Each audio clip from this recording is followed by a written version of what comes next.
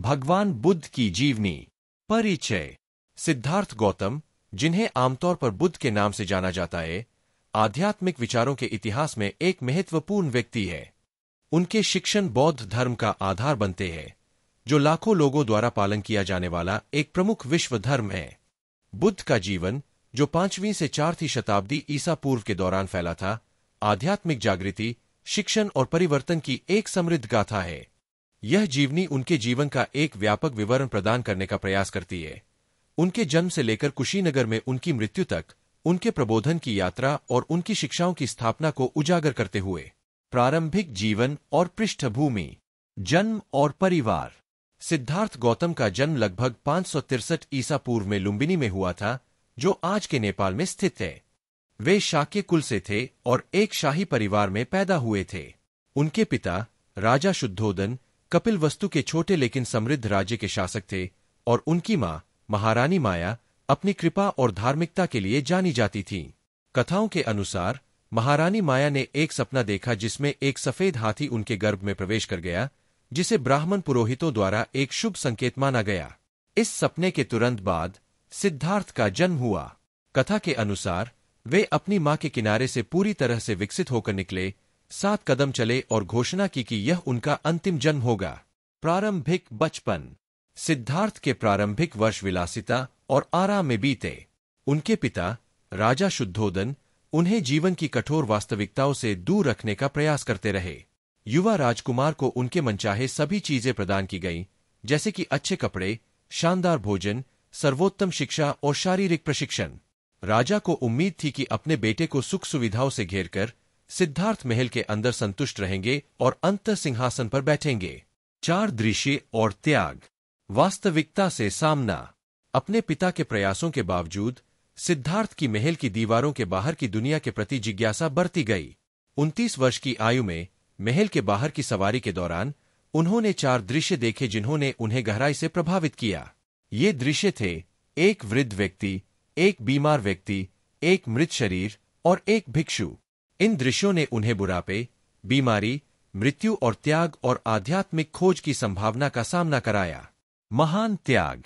इन खुलासों से विचलित होकर सिद्धार्थ ने उस कष्ट का उत्तर खोजने का निर्णय लिया जिसे उन्होंने देखा था।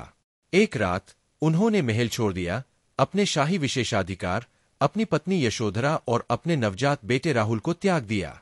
इस घटना को महान त्याग के रूप में जाना जाता है। उन्होंने अपने बाल कटवाए, शाही वस्त्रों के बदले साधारण वस्त्र पहने और प्रबोधन की खोज में निकल पड़े।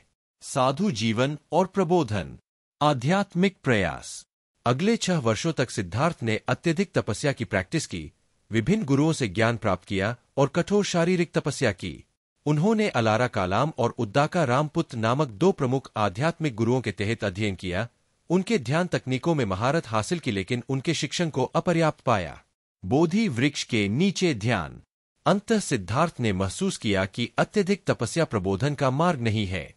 उन्होंने मध्यम मार्ग अपनाया, जो आत्म इंद्रिय सुख और आत्मनिग्रह की चरम सीमाओं से दूर एक मध्यम पथ था। उन्होंने बोधगया में एक बोधि वृक्ष के नीचे बैठने का निर्णय लिया, यह प्रण करते हुए कि जब तक उन्हें प्रबोधन प्राप्त नहीं होगा, वे वहां से नहीं उठेंगे।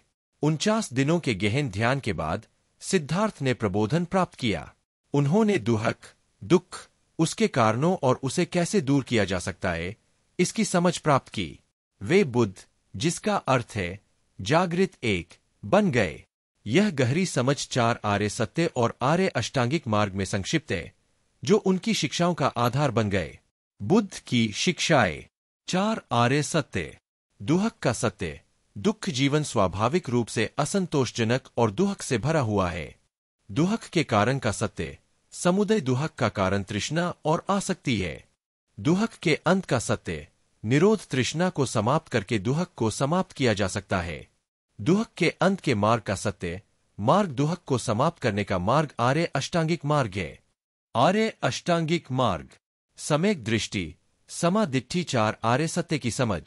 सम्यक संकल्प, समा संकल्प नैतिक और मानसिक आत्म सुधार के प्रति प्रतिबद्धता। सम्यक वाचा, समा वाचा सत्य बोलना और दयालुता से बोलना।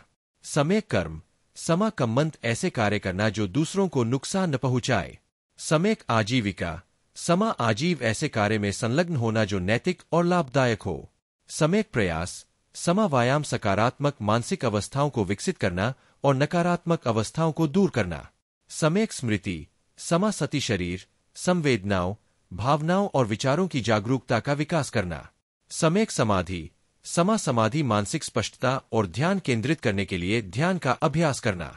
धर्म का प्रसार। पहला उपदेश। अपने प्रबोधन के बाद बुद्ध शुरू में शिक्षण को लेकर अनिच्छुक थे। उन्हें संदेह था कि लोग उनके ज्ञान को समझ पाएंगे। हालांकि ब्रह्मा साहंपति नामक देवता के आग्रह पर उन्होंने अपना ज्ञान साझा करने का निर्णय लिया।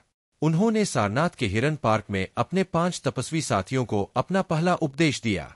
इस उपदेश को धर्मचक्कपवर्तन सुत्त, धर्मचक्र प्रवर्तन सूत्र के नाम से जाना जाता है, जिसमें 4 आर्य सत्य और आर्य अष्टांगिक मार्ग की शुरुआत की गई। संघ का गठन। बुद्ध की शिक्षाएं जल्दी ही अनुयायियों को आकर्षित करने लगीं और उन्होंने एक भिक्षु समुदाय संघ की स्थापना की। संघ में भिक्षु, भिक्षु और भिक्षुनी शामिल थे और यह बौद्ध समुदाय की आधारशिला बन गया। बुद्ध ने अगले 45 वर्षों तक उत्तरी भारत में यात्रा की, जीवन के सभी क्षेत्रों के लोगों को शिक्षित किया, राजाओं से लेकर आम लोगों तक, और कई लोगों को संघ में दीक्षित किया। प्रमुख शिष्य। उनके प्रारंभिक अनुयायियों में उल्लेखनीय शिष्य शामिल थे। सारिपुत्र और मोग्गल्लाना, पूर्व तपस्वी जो बुद्ध के मुख्य शिष्य बन गए, अपनी बुद्धिमता और अलौकिक क्षमताओं के लिए प्रसिद्ध।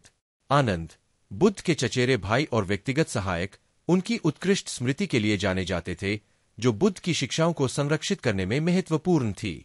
कश्यप, एक वृद्ध भिक्षु जो बुद्ध की मृत्यु के बाद संघ में एक प्रमुख व्यक्ति बन गए।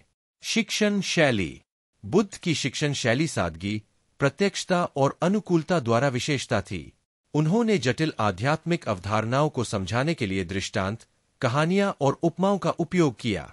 उनकी शिक्षाएं व्यावहारिक थीं, जो नैतिक आचरण, मानसिक अनुशासन और ज्ञान पर जोर देती थीं। चुनौतियां और संघर्ष। विरोध। बुद्ध को विभिन्न क्षेत्रों से विरोध का सामना करना पड़ा, जिसमें प्रतिद्वंद्वी धार्मिक नेता और संदेहवादी सामान्य लोग शामिल थे। उनकी शिक्षाएं पारंपरिक वैदिक प्रथाओं और जाति प्रणाली को चुनौती देती थीं, जिससे ब्राह्मणिक अधिकारियों के साथ घर्षण पैदा हुआ। इसके बावजूद उनकी सार्वभौमिक करुणा और व्यावहारिक ज्ञान का संदेश उन्हें कई अनुयायी प्राप्त कराता। आंतरिक संघर्ष। संघ ने भी आंतरिक संघर्ष का अनुभव किया। एक उल्लेखनीय घटना देवदत्त के नेतृत्व में विभाजन थी, जो बुद्ध का चचेरा भाई था, जिसने नेतृत्व हड़पने और कड़े मठवासी नियम स्थापित करने का प्रयास किया। देवदत्त के कार्य, जिसमें बुद्ध की हत्या का प्रयास शामिल था, अंततः असफल रहे, लेकिन उन्होंने मठवासी समुदाय में एकता बनाए रखने की चुनौतियों को उजागर किया। अंतिम वर्ष और महापरिनिर्वाण। अंतिम यात्रा। अपने अंतिम वर्षों में बुद्ध ने यात्रा और शिक्षण जारी रखा। 80 वर्ष की आयु में वैशाली शहर में वे गंभीर रूप से बीमार पड़ गए। अपनी बीमारी के बावजूद उन्होंने अपने अनुयायियों को शिक्षित और सांत्वना देना जारी रखा। वे कुशीनगर पहुंचे, जहां उन्हें अपने अंत का आभास हुआ। महापरिनिर्वाण। बुद्ध ने अपनी अंतिम शिक्षाएं दी, सभी चीजों की अस्थिरता पर जोर दिया और अपने शिष्यों को अपनी मुक्ति की कठिन साधना करने के लिए प्रेरित किया। वे 2 साल के पेड़ों के बीच लेट गए और गहरे ध्यान में लीन हो गए। उन्होंने शांति से पार कर लिया, महापरिनिर्वाण में प्रवेश किया, पुनर्जन्म के चक्र से परे अंतिम प्रस्थान। परिणाम। बुद्ध की मृत्यु के बाद उनके शिष्यों ने राजगृह में पहला बौद्ध परिषद बुलाया ताकि उनकी शिक्षाओं को संकलित और संरक्षित किया जा सके। महाकश्यप के नेतृत्व में इस परिषद ने बुद्ध के प्रवचनों, सुत्त और मठवासी नियमों, विनय की मौखिक रूप से प्रसारण की व्यवस्था की। बाद में ये ग्रंथ लिखे गए और बौद्ध धर्म के मूल ग्रंथ बने। विरासत। बौद्ध धर्म का प्रसार। बुद्ध की शिक्षाएं भारत से बहुत दूर फैल गईं। श्रीलंका, दक्षिण पूर्व एशिया, मध्य एशिया, चीन, जापान और अंततः पूरी दुनिया तक पहुंची। बौद्ध धर्म विभिन्न स्कूलों और परंपराओं में विविध हो गया, जिनमें थेरवाद, महायान और वज्रयान शामिल है। प्रत्येक ने बुद्ध की शिक्षाओं की अनूठी व्याख्या की। सांस्कृतिक प्रभाव। बुद्ध का प्रभाव धर्म से परे दर्शन, कला, साहित्य और संस्कृति तक फैला हुआ है। ध्यान, करुणा और जीवन की अस्थिरता जैसी बौद्ध अवधारणाएं वैश्विक चेतना में प्रवेश कर चुकी है। आधुनिक मनोविज्ञान नैतिकता और ध्यानशील प्रथाओं को प्रभावित करती है। आधुनिक प्रासंगिकता। आज बौद्ध धर्म एक महत्वपूर्ण और गतिशील आध्यात्मिक परंपरा बनी हुई है। उनकी शिक्षाएं लाखों लोगों को आंतरिक शांति और प्रबोधन के मार्ग की खोज में प्रेरित करती है। करुणा, ज्ञान और नैतिक जीवन का बुद्ध का संदेश संस्कृतियों और युगों में प्रतिध्वनित होता है। उनकी अंतर्दृष्टि की समयहीन प्रासंगिकता को रेखांकित करता है। निष्कर्ष: सिद्धार्थ गौतम बुद्ध ने एक गहन परिवर्तन और आत्मखोज का जीवन जिया। एक संरक्षित राजकुमार से एक जागृत शिक्षक बनने तक की उनकी यात्रा आत्मावलोकन, अनुशासन और करुणा की शक्ति का प्रमाण है। बुद्ध की शिक्षाएं दुहक की प्रकृति को समझने और सच्ची मुक्ति प्राप्त करने का मार्ग प्रदान करती है। उनकी विरासत बनी हुई है जो असंख्य व्यक्तियों को उनकी आध्यात्मिक यात्राओं पर कालातीत ज्ञान और मार्गदर्शन प्रदान करती है।